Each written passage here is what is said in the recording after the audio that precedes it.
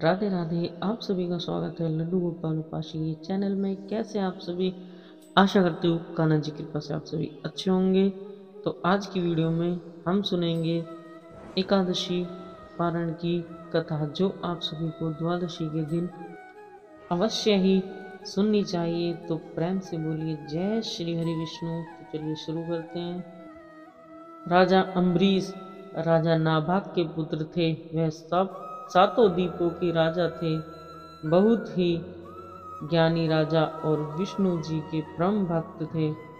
वह विष्णु भगवान की कथाएं सुनते। वह हर दिन मंदिरों में दर्शन करने जाते। भगवान विष्णु की भक्ति के आगे वे अपनी पत्नी, पुत्र, धन धान्य सभी को तुच्छ समझते थे।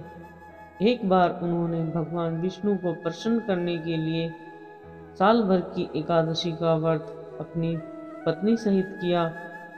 कार्तिक मास में जब उनके साल भर के एकादशी व्रत पूरे हुए, उन्होंने 3 दिन तक उपवास किया और भगवान विष्णु का विधि विधान से पूजन किया और ब्राह्मणों को 60,000 गौओं का दान दिया। वह संतों व ब्राह्मणों को अपने राजमहल में बुलाकर भरपूर दान दिया और भोजन कराया। ब्राह्मणों को भोजन कराने के पश्चात राजा अम्बरीश जब शुभ मुहूर्त में अपने व्रत का पालन करने लगे, तभी उसी समय दुर्वासा ऋषि अतिथि के रूप में वहां पधारे। राजा अम्बरीश ने दुर्वासा ऋषि का आदर सत्कार किया और पूजन किया और भोजन के लिए विनती की। तब दुर्वासा ऋषि कहने लगे कि हे राजन, पहले हम यमुना नदी में स्नान करके आएंगे, उसके पश्चात ही भोजन करेंगे। इतना कहकर दुर्वासा ऋषि स्नान करने चले गए। उधर द्वादशी तिथि बीतने में कुछ ही समय बाकी था।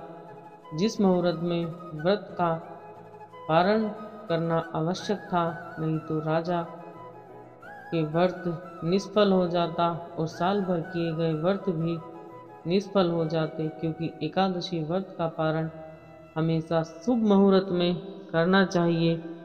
द्वादशी तिथि बीतने पर जिस व्रत का पारण किया जाता है, वह व्रत अधूरा होता है और विष्णु भगवान भी उस व्रत से संतुष्ट नहीं होते।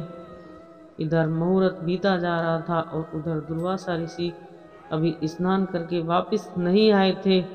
राजा अम्बरीश दुविधा में पड़ गए। अगर अतिथि ब्राह्मण को भोजन कराए बिना व्रत का पारण कर लेते तो बड़े भारी पाप के भागी बनते, और अगर मुहूर्त बीत जाता तो पारण का महत्व ही समाप्त हो जाता।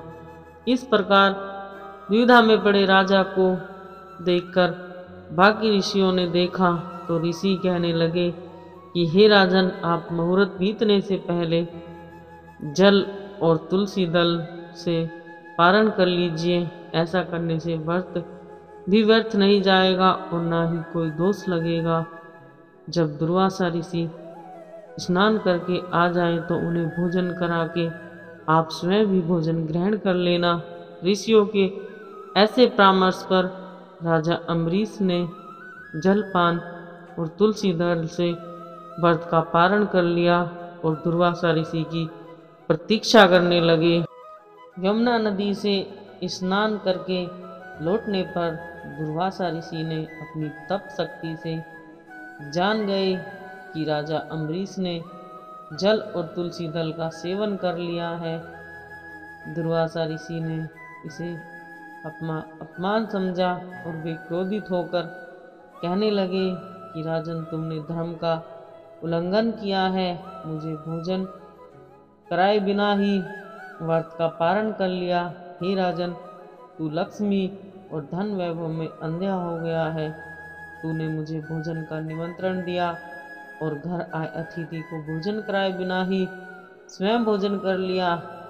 इस कुक्रम का फल तुम्हें जरूर मिलेगा और मेरे भक्त मुझे अत्यंत प्रिय हैं। अब आपकी रक्षा का एक ही उपाय है, आप राजा अम्बरीश से क्षमा मांगो। अगर वो तुम्हें क्षमा कर दें तो समझो तुम्हारी रक्षा हो गई। वह बहुत ही धार्मिक और दयालु राजा हैं, वह तुम्हें जरूर क्षमा कर देंगे। दुर्वासा ऋषि फिर राजा अम्बरीश के पास आए और क्षमा मांगने लगे। मुनिवर को कष्ट में देखकर राजा अम्बरीश को बहुत कष्ट हुआ। तब उन्होंने भगवान विष्णु के सुदर्शन चक्र को शांत करने के लिए स्तुति की। राजा की स्तुति सुनकर सुदर्शन चक्र शांत हो गया और विष्णु लोक को वापस लौट गया। दुर्वासा ऋषि की सुदर्शन चक्र से मुक्ति हो गई और वे सुखी हो गए। फिर उन्होंने राजा अम्बरीश को कहा कि हे राजन, आप बड़े दयालु और धर्मात्मा हैं। आपने मेरी दुष्टता को भुलाकर मेरी रक्षा की और सुदर्शन चक्र से मुझे मुक्ति दिलाई। दुर्वासा ऋषि को सुदर्शन चक्र से मुक्ति मिलने में 1 वर्ष व्यतीत हो गया, लेकिन राजा अम्बरीश दुर्वासा ऋषि की प्रतीक्षा में 1 वर्ष तक केवल जल पीकर ही रहे। सुदर्शन चक्र से मुक्ति के बाद उन्होंने दुर्वासा ऋषि को भोजन कराकर तृप्त किया और फिर दुर्वासा ऋषि की आज्ञा से भोजन ग्रहण किया। इसके पश्चात दुर्वासा ऋषि अपने लोक को चले गए और राजा भक्ति के साथ